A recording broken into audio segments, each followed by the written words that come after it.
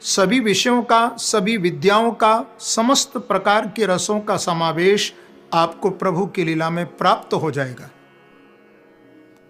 अब ये हमारे ऊपर है कि हम उनकी लीला से अपने जीवन में क्या शिक्षा प्राप्त करते हैं। मैं तो यही चाहूंगा कि आज मेरे प्रभु बांके बिहारी श्री वृंदावन बिहारी की कृपा से श्री कृष्ण जन्माष्टमी के पावन पर्व पर, यानी भगवान के इस अवतरण दिवस पर, हमारे जीवन में भी कुछ अच्छे सद्गुण अवतरित हो जाएं। उस अमृत सिंधु, आनंद सिंधु की कुछ बूंदें हमारे नीरस, उदास और मुरझाए हुए जीवन पर भी छलक पड़े। क्योंकि जब श्री कृष्ण का अवतार हुआ था तब ब्रज में कुछ ऐसा ही दृश्य था। श्री सुखदेव जी महाराज ने श्रीमद् भागवत के 10वें स्कंद के 5वें अध्याय में कितना सुंदर कहा है कि नंदस्त्वात्मजुत्पन्ने जातहल्लादो महामनाः आहूय विप्रान वेदज्ञान स्नातः सुचिरलंकृतः।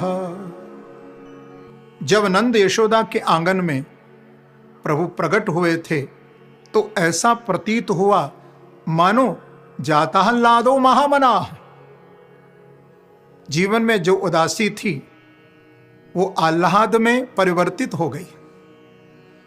जितना भी रुदन था वो प्रमोदन में परिणत हो गया।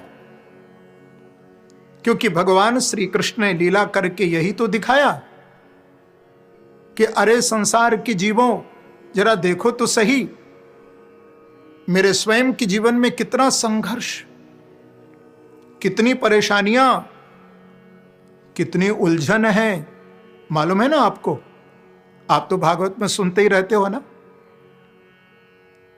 कि मेरे प्रभु कारागार में प्रकट हो रहे हैं, फिर प्रकट होते ही मथुरा से गोकुल भाग रहे हैं। प्रभु का तो पूरा जीवन ही भागम भाग और चुनौतियों, परेशानियों से ही भरा हुआ है। परंतु भगवान कहते हैं कि मैं अपने मूल स्वरूप को कभी नहीं छोड़ता। वो मूल स्वरूप कौन सा है? सच्चिदानंद रूपाय।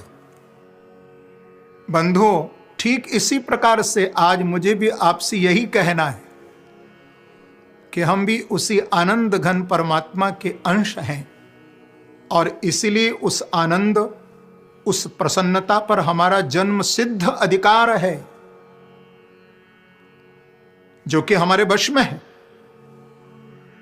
उसे हम जब चाहे प्राप्त कर सकते हैं। और मैं तो समझता हूं कि जिसने भी जीवन में प्रसन्नता का, खुशी का महत्व नहीं समझा, उनके जीवन में अभ्युदय नहीं हो सकता।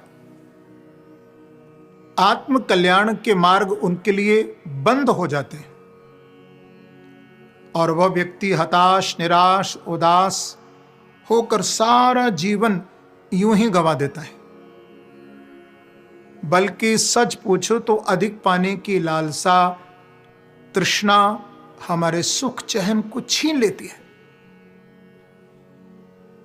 क्योंकि जो हमारे पास है उससे हम संतुष्ट नहीं होते और ये विचार हमारे मन में कभी नहीं आता कि जो हमें प्रभु की कृपा एवं हमारे परिश्रम से मिला है वो हमारी प्रसन्नता के लिए पर्याप्त है। बंधु, तृष्णा कभी वृद्ध नहीं होती। तृष्णा न जीर्णा वयमेव जीर्णा। और इसी के जाल में पड़कर के हम अपनी प्रसन्नता को भी खो देते हैं, खो बैठते हैं।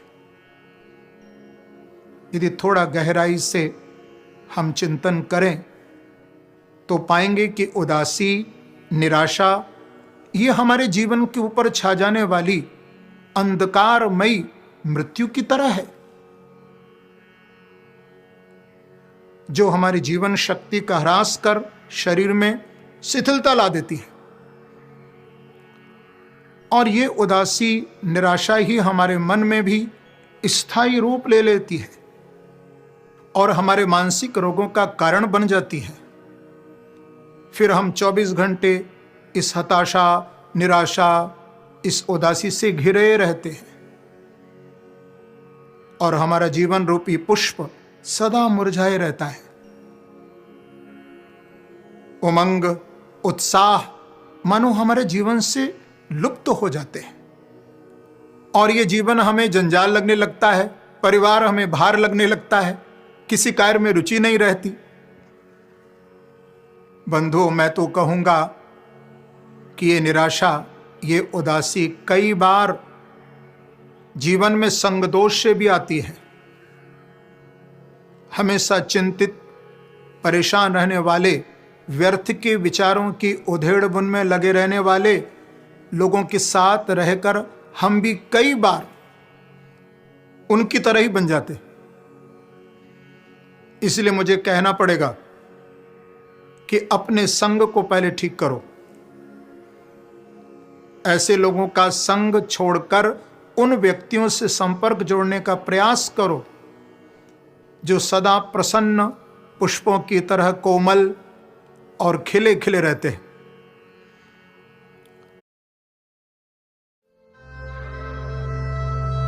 What's